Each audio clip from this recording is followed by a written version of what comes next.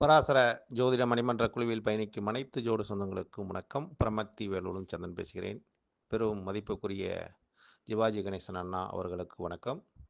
குருவுக்கு தனுசு சிறப்பான வீடா, மீனம் சிறப்பான வீடா, இந்த 2 வீட்டில் எந்த வீடு சிறப்பை தருகிறது, எது நல்ல ஒரு பலத்தையும் பலனையும் தருகிறது? அதாவது நீச வீட்டுக்கு அருகில் தானே தனுசு வீடு வருகிறது. அது எப்படி ஒரு பலத்தை கொடுக்கும்? பலவீனம் தானே அப்படிங்கிற உங்களோட கருத்து. காலதேவனுக்கு 12ஆம் இடம் மீனம், ஒரு அங்கே சுக்கிரன் உச்சம். அந்த வீட்டில் குருவோட ஆட்சித்தன்மை இருக்குது. அது பலமான வீடு தானே. உச்சத்தை நோக்கி பயணிக்கிறார். இது நீசத்தை நோக்கி பயணிக்கிறார். நீசத்தை நோக்கி பயணிக்கக்கூடிய கிரகம் தன்னோட பலத்தை இழக்கிறது என்ற ஒரு ஒரு நூலில் சொல்லக்கூடிய ஆதாரமும் இருக்குதே. அப்புறம் எப்படின்னா குருவுக்கு தனுசுல் பலமாகும் என்ற ஒரு கேள்வியும் தாங்கள் எழுப்பியது நியாயமான ஒரு கேள்விதான். உங்களுக்கு உண்டான ஒரு புரிதலிலே நீங்க கேட்கக்கூடிய கேள்வியில் நியாயம் இருக்கிறது. அப்ப இந்த தன்மைகளை நாம் எவ்வாறு உணர்வது? இப்ப ஒவ்வொரு பாவத்திலும் ஒவ்வொரு நிலைப்பாட்டை குடுத்திருக்காங்க. இப்ப தனுசு என்பது நெருப்பு சார்ந்த வீடு. அது காலதேவனுக்கு ஒரு பாக்கியத்தை அருளக்கூடிய வீடு. நிதிநிலைக்கு சொந்தமான வீடு அதுதான். ஒரு மனிதன் பிறந்து விட்டானா, மேச லக்கினம் குழந்தையாக இருக்கக்கூடிய தன்மை. அது பிறந்து விட்டா, ஒரு மனிதன் எந்த நிலையை நோக்கி போகணும்? பாக்கிய நிலையை நோக்கி தான் போகணும். அ அதனால தான் தெய்வ அனுகூலம் பொருந்திய இடம் எதுன்னு பார்த்தா, 9ஆம் இடம் தாங்கண்ணா. அதனால தான் காசிக்கு போங்க, ராமேஸ்வரத்துக்கு போகணும்னு எதுக்கு சொன்னாங்க? கடைசி காலத்த நீங்க ஏதோ ஒரு பாக்கியத்த நீங்க அடையுங்க. நீங்க செய்த பாவத்தை போக்கக்கூடிய ஒரு பாக்கியத்தை ஏற்படுத்திக்கிட்டு போங்க. அப்பதான் உங்க சந்ததிகளுக்கு அது ஒரு பாக்கியத்த கொடுக்கும். பூர்வ புண்ணியம் வலுப்பெறும் அப்படிங்கிற தன்மையும் இருக்குதுண்ணா.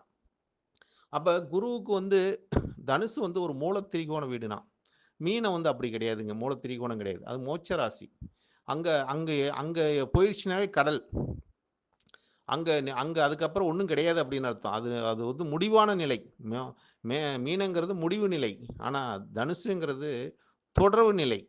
அப்ப ஒரு ஒரு ஜாதகத்துக்கு முடிவு நிலை சிறப்பை தருமா?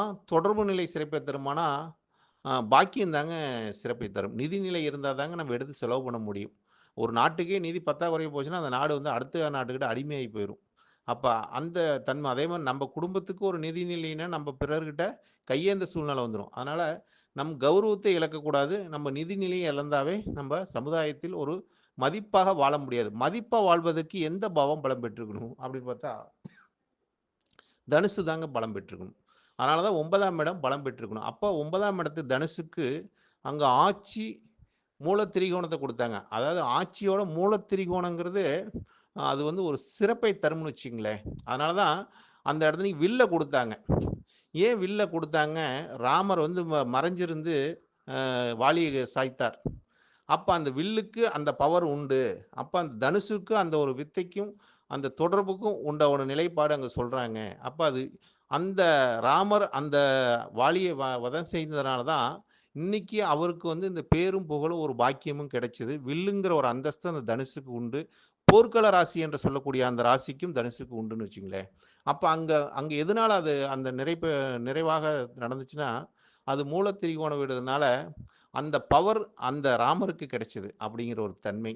மறைஞ்சிருந்து தாக்கக்கூடிய தன்மை அந்த பாவத்துக்கு உண்டு. அதனால பணம் பல வழிகளும் பாயும். அப்படிங்கிற பணம் பாதாளம் வரைக்கும் பாயும்னு ஒரு பழமொழி உண்டுல்ல. நிதிநிலை இருந்துட்டா, ஒரு மனிதன் எந்த நிலைக்கு வேணாலும் அடைய முடியும். எந்த நிலைக்கு வேணாலும் போலாம். அதே மாரி ஒரு பாக்கியமும் இருந்துட்டா, ஒரு மனிதன் எந்த நிலைக்கு வேணாலும் போலாம். அப்படிங்கிற ஒரு கௌரவத்தை ஏன்னா நமக்கு நம் இப்ப நாம் போனதுக்கப்புறம் நம்மளோட யார் என்று சொல்வது அந்த பாக்கியம் தாங்க சொல்லும். நீ செய்து வைத்த ஒரு பாக்கிய நிலை இருந்தா தான் உங்க பேர் சொல்லும். இல்லாட்டி அந்த பேர் சொல்ல முடியாது. பேர் சொல்லக்கூடிய இடமே 9ஆம் இடம் தாங்கண்ணா பாக்கியம். அதனால தான் படிச்சதுக்கப்புறம் நமக்கு அந்த கௌரவத்துக்காக ஒரு பட்டம், பதவி குடுப்பது, அதே மாரி டிகிரி வாங்குவதெல்லாம் அந்த 9ஆம் இடம் இருந்தா தான் அதெல்லாம் கிடைக்கும். அதனால தான் அதுதான் ஒரு சிறப்பை தரும் ஒரு மனிதனுக்கு என்ற ஒரு நிலைப்பாடு. அதே மாரி தகப்பன் ஸ்தானம் என்று சொல்வது 5ஆம் இடமும் சொல்றாங்களே ஏன் அப்படின்னு கேட்டிருக்கீங்க. சூரியன் தகப்பனுக்கு காரகன். ஆனா 9ஆம் இடம் தந்தை ஸ்தானத்துக்கு பாவம் என்ற ஒரு நிலைப்பாடு இருக்கு. ஏன்னா, ஒரு கரு உருவானா அந்த கருவுக்கு விதை விதைக்கும்போது யார் காரணமா வர்றா? சூரியன் தான் காரணமா வர்றாரு. அது அது அது உருவாகி மரமாகும்போது தகப்பன் அதுக்கு ஒரு அந்தஸ்தை தருகிறது. அப்படிங்கிறதுனால தான் சூரியன் அந்த விதைய விதைத்தா கூட ஆனால் அதுக்கு உண்டான அந்தஸ்தை பெறுவது யார்? ஒரு தகப்பன் என்று பெயரை சொல்வது, குழந்தை பிறந்தாதான் அவர் வந்து இந்த குழந்தைக்கு தகப்பனாக வர முடியும் என்ற ஒரு சொல்லாடல் இருக்குதுண்ணா. அதனால் 5ஆம் இடங்கிறது ஒரு சிறப்பு பெற்றாதான் தகப்பனுங்கிற அந்தஸ்தே கிடைக்கும், இல்லாட்டி கிடைக்காது. கடைசி வரைக்கும் தகப்பன் ஆக முடியாது. அதனால் ஒரு குழந்தை பிறம்போது தான் அவர் தந்தையாக வர முடியும். அதுக்காக தான் அந்த 1, 5, 9 இந்த திரிகோணத்தை நமக்கு இணைத்தார்கள். இது வந்து சூட்சம ரகசியங்கள் நிறைய இருக்குதுங்கண்ணா. ஆனால் குருவுக்கு சிறப்பான வீடு வந்து தனுசு தான். அது ஏன் பக்கத்தில் நீசமாகுது, 5 டிகிரியில் நீசமாகுது, அப்படி பலம் இழக்குது அப்படிலாம் கிடையாதுண்ணா. அந்த பாவத்துக்குள்ளே அந்த கிரகத்துக்கு பலம் உண்டுண்ணா. அடுத்த பாவத்துக்கு போகும்போது அது நீசத்தன்மையை நோக்கி போனாலும் அதுதான் தர்ம நிலையை நோக்கி போகிறது.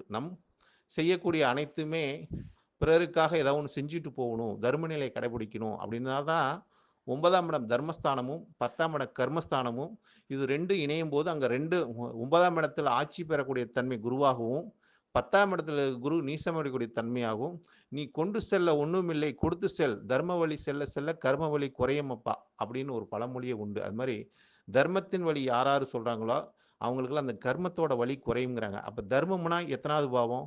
9ஆம் பாவம் தர்ம வழி, 10ஆம் பாவம் கர்ம வழி.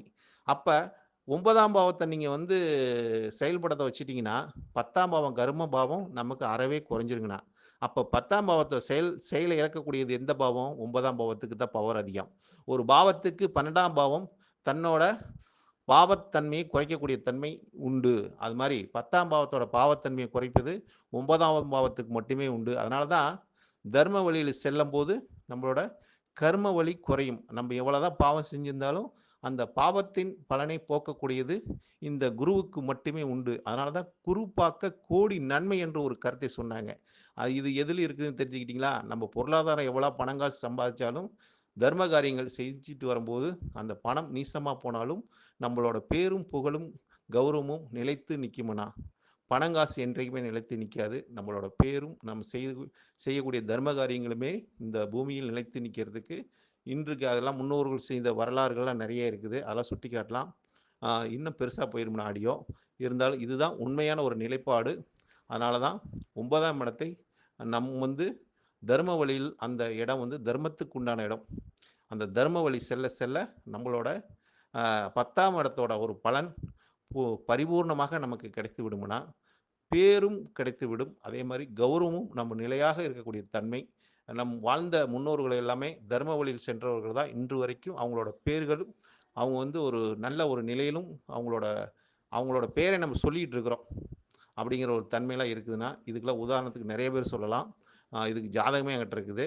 அதெல்லாம் நான் போட்டு சொல்ல முடியும். இருந்தாலும் குருவுக்கு சிறப்பான ஒரு வீடு பலனை தருவது தனுசு மட்டுமேனா.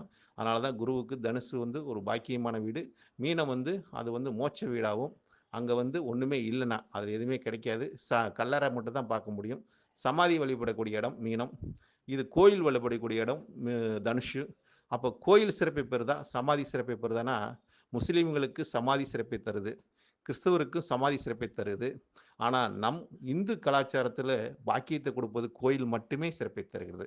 அப்போ நமக்கெல்லாமே சிறப்பை தருவது 9ஆம் இடம் குரு மட்டுமே சிறப்பை தருகிறார். அதனால தான் நம் கலாச்சாரம் இன்று வரைக்கும் இந்த மண்ணில் வாழ்ந்து கொண்டு இருக்கிறதுனா அதோட தன்மையை இன்றைக்கி அனைவரும் உணர்ந்து கொண்டு இருக்கிறாங்க. மற்ற கலாச்சாரத்தோடு நம்ம கலாச்சாரம் பண்பாடுகள் உயர்நிலையில் இருக்குது என்ற ஒரு உன்னதமான ஒரு கருத்தை முன்வைக்கிறேன். நான் நன்றிங்கண்ணா. வாழ்க வளமுடன். இந்த மாதிரி ஒரு சந்தேகம் கேள்வி வரும்போது நீங்கள் கேட்கும்போது அதற்குண்டான ஒரு பதில் நிச்சயமாக யாரோ ஒருத்தர் இந்த பராசர மணிமண்டலத்தில் வழங்கி கொண்டே இருப்பார்கள். வாழ்க வளமுடன். பரமத்தி வேலுடன் சந்திரன்.